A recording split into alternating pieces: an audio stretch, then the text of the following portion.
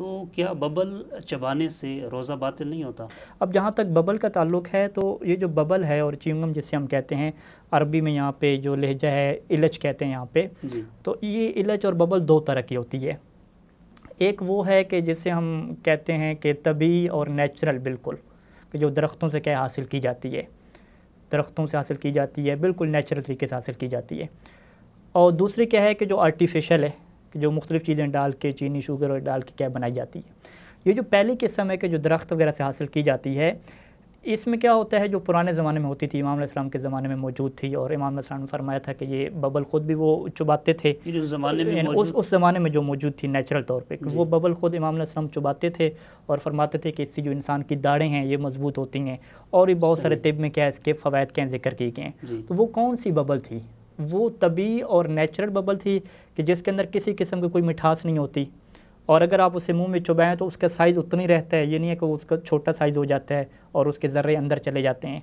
ठीक है। तो इसी वजह से फ़ुक़हा ने तफसील दी कि ऐसी बबल जो अगर आप मुंह में चुबाएं तो उसके अंदर चीनी और शुगर ना हो, क्योंकि चीनी और शुगर होगी तो वो तो पिघल के अंदर चली जाएगी, और दूसरा उसके कुछ ऐसे ज़र्रात ना हों कि जो पिघल के अंदर जाते जाएंगे और उसका साइज़ क्या हो जाएगा, छोटा हो जाएगा। ये बबल वही है बिल्कुल कि जो अभी यहाँ नजफ़ अशरफ शार रसूल पर अगर आपका इत्तेफाक हुआ हो तो वो बच्चे लेकर बैठे होते हैं। एक पीले रंग की भी है, एक जो है वो सब्ज़ रंग की भी है।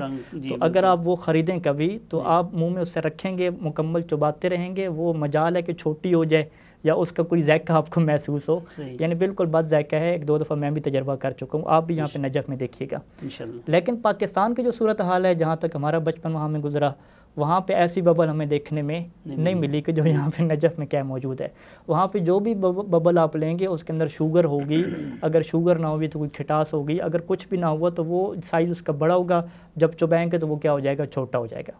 यानी खुलासा ये हो कि पाकिस्तान में जो मार्केट में बबल मौजूद है वो बबल मुराद नहीं है। वो बबल मुराद नहीं है। ये वो वाली बबल है जो इमाम अलैहिस्सलाम के ज़माने में मौजूद थी कि अबू बसीर ने आके इमाम अलैहिस्सलाम से पूछा, यानी वसाइल शिया में आप चले जाएँ तो पूरा बाब है ये कि बेमज़ग़िल इल्म के बबल चुबाने से रोज़ा बातिल नहीं होता। तो इमाम अलैहिस्सलाम तो उसने पूछा कि क्या बबल चुबा लूँ मैं रोज़े की हालत में? तो इमाम ने फरमाया कि ला बास भी, इसमें कोई हरज नहीं है। सही। अब ये इसी वजह से फ़ुक़हा ने शरूत लगाई हैं, क़यूद लगाई हैं कि एक ऐसी बबल कि जिसका अंदर ना कोई चीनी हो कि जो आपके अंदर जाए, ना उसके अज्जा छोटे हो जाएँ और उसके अंदर चले।